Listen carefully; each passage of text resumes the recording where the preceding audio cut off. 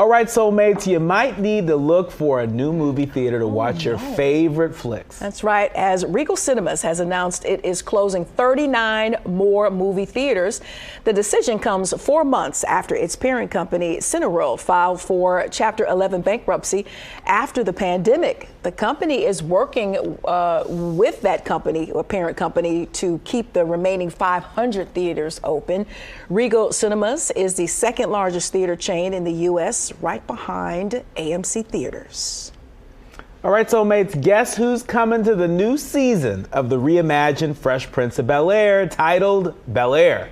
Well, according to reports, season 2 brings the return of the original Ashley Banks, love it, aka Tatiana Ali. Love it. Yes, she will play Mrs. Hughes, an English literature teacher at Bel-Air Middle School, who sees potential in Ashley, now played by Akira Akbar.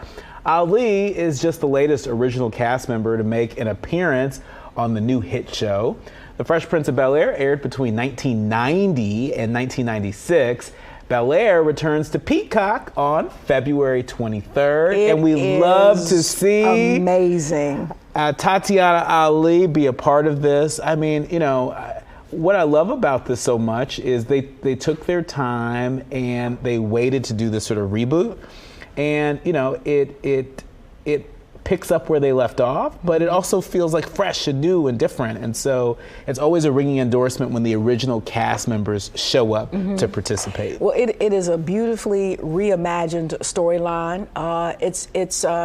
It's not the slapstick, you know, funny ha-ha that you see, you know, on the reruns and the original run of the show. It is melodramatic. It is layered. It takes on issues, and it is very well done and written. And I just like how the whole idea came about. It was a viral moment from the young man who actually plays the Fresh Prince, and Will Smith catching wind of it. And here we are some years later, and we have this fabulous production. If you haven't caught it, for some of us, I think Peacock is free. For others, it might be a little under $5. Subscribe, and then do what you got to do after you binge on it. But it is dope. And I know I'm gonna get in trouble for saying this because I didn't care too much for the Fresh Prince back in the day. Oh yeah. But this one here, all day long. It's so good. So good, so good. I don't know why I didn't. I just didn't care for the Fresh Prince. Well, to each its own. I was more Martin up in there somewhere. You're a Martin kind of girl. Yeah, living single. I was that way. Yeah. Living single kind of girl. According to reports, rapper Young Thug, who is now on trial for RICO charges, was captured collecting drugs from co-defendant Khalif Adams during a court appearance. Now, video footage of the alleged hand-to-hand exchange was shown to the judge by the prosecutors as evidence in the case. This allegedly occurred in the courtroom during the jury selection process.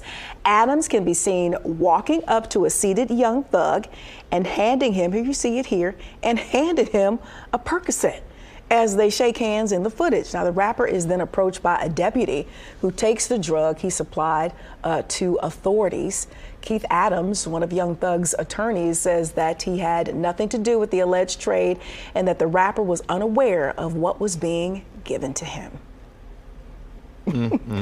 My goodness. Well, on to some news that we are really excited about. Damar Hamlin, a safety for the Buffalo Bills, who went into cardiac arrest after collapsing on the field during a Monday Night Football game 3 weeks ago, returned to an NFL game on Sunday for the first time since the ordeal.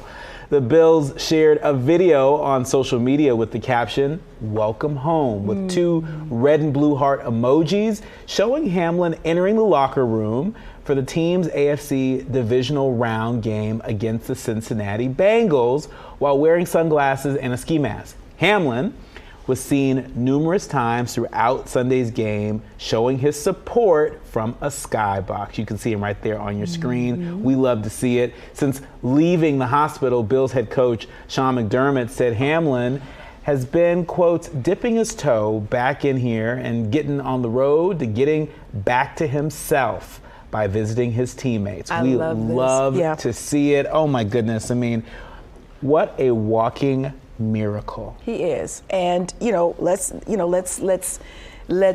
stay realistic. He is still, in recovery, and there are even reports saying that, the team is allowing him to take his time, sticking his toe in. He is still being monitored as far as his heart rate is concerned. He is still on oxygen. So yes, a miracle, but it's still tiny steps, and we don't want to forget about if anybody's had a health crisis like myself, and you have to come back from below ground zero.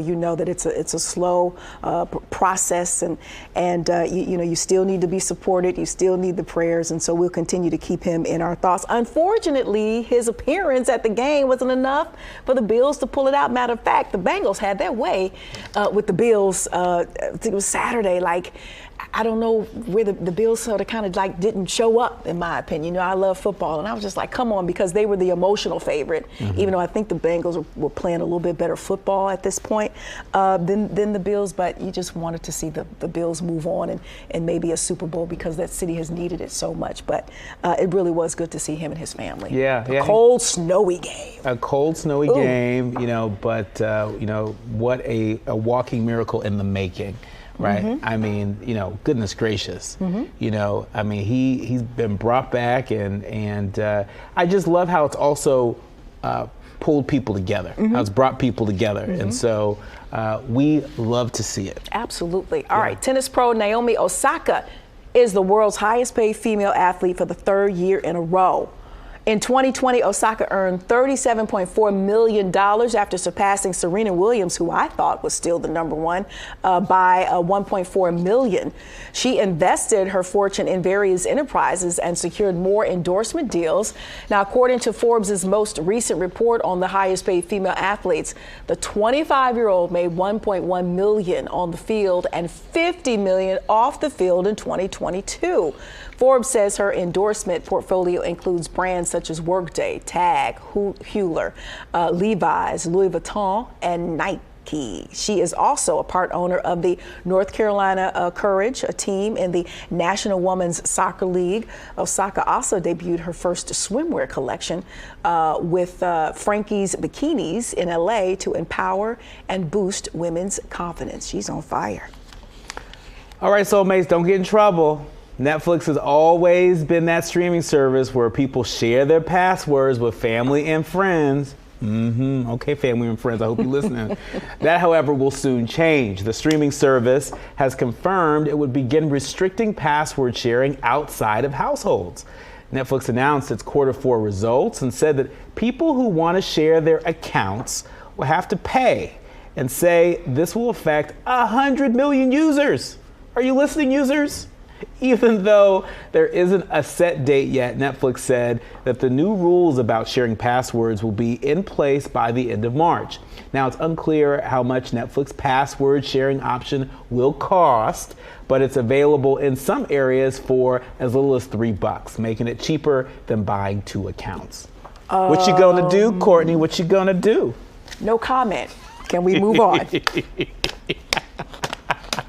Really? No comment? You're not even gonna ask for a friend? Okay, if you ain't asking, I ain't asking for a friend either. I'm not saying one word. Netflix ain't looking up my information as many times I didn't share it. I ain't giving nobody up. I'm not saying nothing. But I'm also a T-Mobile customer, so I get. Let me be quiet. Go ahead. Read the thing before I mess my account up. Go ahead. They're gonna be knocking on your office door. Up next, Black excellence is everywhere, even in the air. We'll tell you how one flight attendant made the day for a particular passenger when we come back.